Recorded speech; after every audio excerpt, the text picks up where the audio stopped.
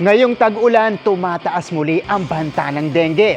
And while we're waiting para sa safe at effective na vaccine kontra dyan, may nagde-develop din sa Amerika ng mosquito trap na may artificial intelligence. Para saan kaya ang AI nito? Tara, let's change the game! Ang vacation getaway sana ng pamilya ni Nanay Janet nitong bakasyon. Nauwi sa pagpapagaling. Apat kasi sa 5 niyang anak, sunod-sunod na nagkasakit ng dengue. Si Queenie, 12 years old, ang unang nagpakita ng sintomas. Sinundan ng kanilang bunso na kinailangang ma-confine.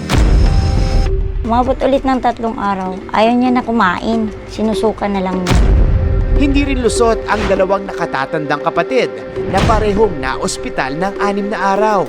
Sabi ko, naku, ano ba yan? Wala namang katapusan ito.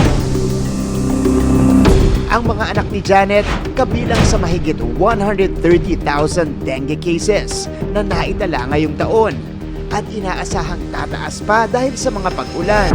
Kinokonsidera ang isa sa mga deadliest animals ang lamok dahil sa mga sakit nilang nadadala tulad ng malaria, Zika at dengue. Kaya bukod sa preventive measures, isang makabagong AI-powered mosquito trap ang dinedevelop sa United States para ma-detect ang presensya ng dengue-carrying mosquitoes. Para mabantayan kung tumataas ang bilang ng mga lamok na may dalang dengue, gumamit ang researchers ng University of South Florida ng artificial intelligence para makabuo ng smart AI mosquito trap. Pwede rin itong early warning device. Identifying where the disease-carrying mosquitoes are is very important because then the public health officials can go there and launch control efforts to prevent further outbreaks.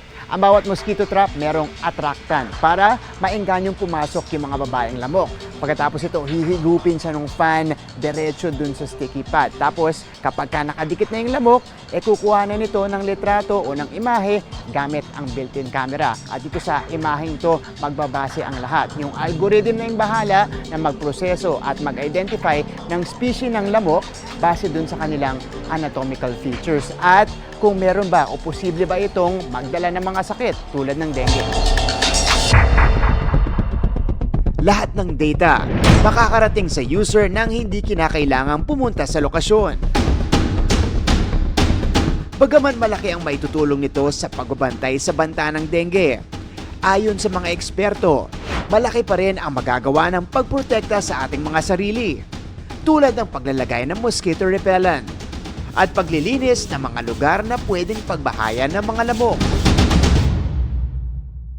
There you have it mga kapuso, an innovation para maagapan at mabantayan ang pagtaas ng populasyon ng mga dengue-carrying mosquitoes.